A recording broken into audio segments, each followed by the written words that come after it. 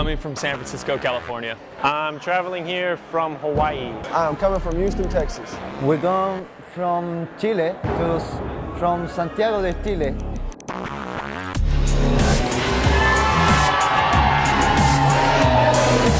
The term working wounded comes from Coach Glassman. He used it to describe athletes that are in need of adaptive or extraordinary adaptive needs in the process of getting the work done.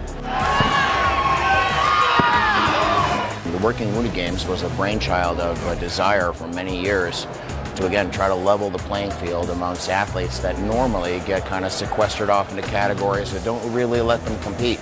I was in a motorcycle accident about 5 months ago, so I was in the hospital. 6 years ago, I got shot from a home invasion. I was actually only born with one arm. In 2001, I caught a virus surfing in Hawaii that attacked my spine. I lost my leg to stage 3 osteosarcoma. I lost my leg in Afghanistan. I took a rocket to the side of the body. A Afghan Border Patrol guy living on our base with us put on a vest and ran up on me and some of my friends. Lost 2 of my brothers that day. I lost my arm, vision in my right eye, took a lot of damage to both my legs, but I'm here still, so.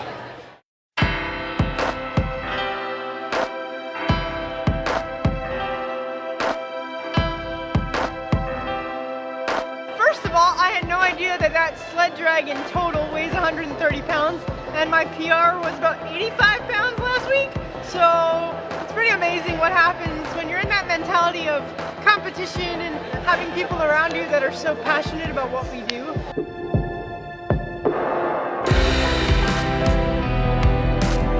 It takes a lot to push the boundaries when a lot of times there's no trail blaze specifically for you. I love coming to a place where the coaches say, no, I think you can lift a little heavier, or no, I think you can push a little harder. The first thing I really figured out how to do that I thought I couldn't do was push-ups. And the next day I went in, I had a session with my trainer. As we're walking in the weight room, he goes, do you know how big this is? Do you know how many things we can springboard off this with and develop to do other stuff with? And I was like, thank you for thinking it was big, because I thought it was big. It said that what we were trying to do was encyclopedic in nature. It was impossible to do it appropriately, that there'd never be a way to get these people to be able to come together and have the data that was appropriate to making this kind of thing work. And I said, have you ever met an adaptive athlete? Are you going to tell these guys that something is impossible? Because the moment you do that, they're going to prove you wrong, and it happens every single time we have the opportunity to get together, and they did. Keep going, pick it up, pick it up! I've met them from everywhere, and it's really neat to all come together here and do this event. I've been to like powerlifting competitions for adaptive athletes, Paralympics, stuff like that. And it's like golf claps, and it's like pathetic, really. Come on! Let's go, big dog! When I go inside my box, I want to compete against somebody, but who is there to compete against that's going to use nothing but their arms like me? This is the best thing that can actually happen with adaptive CrossFit. Yeah, man. It's the most beautiful competition I have. It was. I'm so glad you came. Really, really. Yeah. I know you said not to say thank you, but you guys are changing lives, and it's just amazing that you're here for us. Finding people who are leading the way and setting that example just inspired me so much. Compliments from on my walk, saying I don't even look like a missing leg, and I really attribute it to CrossFit. And all year long, this has been like my motivation to be here and do it. 2014 in 3, 2, 1, go to the world.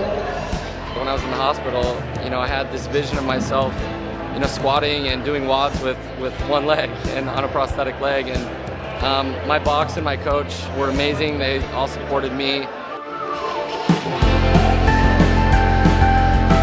If they see a one-legged guy doing it the exact same way able-bodied people are doing it, it kind of negates a lot of excuses, and it helps people kind of realize that, hey, if there's people with one arm, one leg, no legs, no arms doing it, what's your excuse?